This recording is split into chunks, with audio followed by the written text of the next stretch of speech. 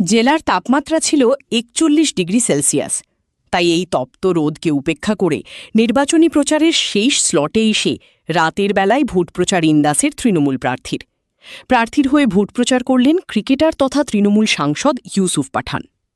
রাতের অন্ধকারেই প্রচারে ঝড় তুললেন কিছু ক্রিকেট প্রেমীরা ব্যাট হাতে ভোট প্রচারে।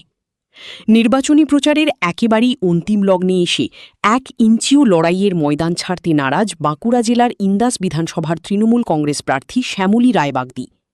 কিন্তু মাঝে বাধা হয়ে দাঁড়াচ্ছে তপ্ত রোদ। রুখা সুখা লাল মাটির জেলা বাঁকুড়ার গত ২৪ ঘণ্টায় জেলার সর্বোচ্চ তাপমাত্রা ছিল ৪১ ডিগ্রি সেলসিয়াসের কাছাকাছি।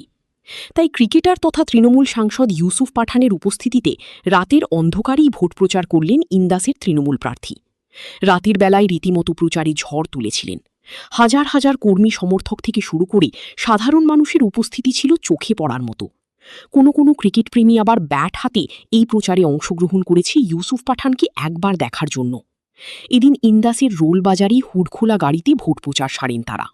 কখনো হাত নেড়ে, কখনো সাধারণ মানুষের উদ্দেশ্যে পুষ্প ছুঁড়ে, কখনো সাধারণ মানুষের সঙ্গে হাত মিলিয়ে ভোট প্রচার করেন ইউসুফ পাঠান। ইউসুফ পাঠানের দাবি, পশ্চিমবঙ্গে তৃণমূল ভালো রেজাল্ট করবে। বিগত নির্বাচনের থেকে আরও ১৫টি সিট বেশি পাবে তৃণমূল। পাশাপাশি তিনি কর্মীদের উদ্দেশ্যে বলেন শ্যামলী রায়কে ভোট দিয়ে জয়যুক্ত করা, যাতে করে সেই এলাকায় আরও উন্নয়ন করতে পারে। এবং তিনি পশ্চিমবঙ্গ সরকারের বেশ কিছু উন্নয়নের পরিসংখ্যান তুলে ধরেন সাধারণ মানুষ ও কর্মী সমর্থকদের উদ্দেশ্যে। मैं यही बोलना चाहूंगा कि श्यामली राय के प्रचार में आया था मैं, यहाँ पर लोग उन्हें बहुत पसंद करते हैं। यहाँ पर लोग भी देखिए आप जो आए हैं उनके समर्थन में आए हैं और इनको जिताने के लिए आए हैं। श्यामली राय पार्टी के लिए जो आए थे यहाँ पे, जो दर्शक आए थे, उन लोग को गाड़ी में क्या बोलना चाहिए? एक दिन बाद इलेक्शन है यहाँ पर।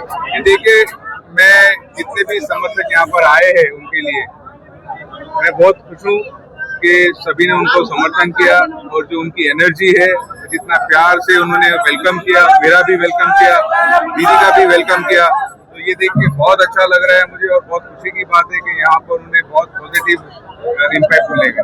दादा जॉय कितना आसन में जॉय आएगा पश्चिम बंगाल में? पश्चिम बंगाल कैसा होगा लग रहा है? पश्चिम बंगाल में पश्चिम बंगाल में रिजल्ट अच्छा होगा। लास्ट टाइम 221 था तो मेरे ख्याल से 15 सीट और आनी चाहिए, ये उम्मीद है, क्योंकि लोग यहाँ पर यहाँ की यूनिटी को और यहाँ के जो दीदी ने काम किए है उसको पसंद करते हैं। एजुकेशन में उन्होंने बहुत अच्छा काम किया है, स्पेशली कन्याओं के लिए, बच्चियों के लिए बहुत अच्छा काम किया है कि वो अपनी एजुकेशन को आधे अधूरा नहीं छोड़े। उसके लिए उन्होंने कन्याओं के लिए, बच्चियों के लिए बहुत सारी योजनाएं लेके आए ताकि बच्चियां पढ़े और आगे बढ़े, अपने पैरों पे खड़ा हो। तो यहाँ की महिलाएं दीदी को बहुत पसंद करती हैं। দেখুন, বাঁকুড়া জেলায় দিনের বেলায় তাপমাত্রা প্রচুর, একদম ৪১ ডিগ্রি সেলসিয়াস তাপমাত্রা ছিল আজকে। তাই আজকে রাতের দিকে আমরা রোলে প্রচার করলাম। আমাদের বিখ্যাত ক্রিকেটার এবং আমাদের সাংসদ ইউসুফ পাঠান মহাশয় এসেছিলেন এবং উনি আমার প্রচার করলেন রোলেতে। রোল অঞ্চল, ইন্দাস বিধানসভার অন্তর্গত আমাদের রোল অঞ্চলের হাটতলা থেকে, যেটা বলে বটতলা, সেই হাটতলা থেকে একদম রাজাপটি পর্যন্ত মানুষ অপেক্ষা করেই ছিল ইউসুফ পাঠানকে দেখার জন্য এবং ওনার মূল্যবান কথা শোনার জন্য। মানুষের ঢল প্রচুর মানুষ, জনসমুদ্রই হয়েছিল একদম। হ্যাঁ, গরমের জন্যই রাতে এই প্রচার হলো। ইন্দাস থেকে অতনু মিত্র, খবরের দুনিয়া।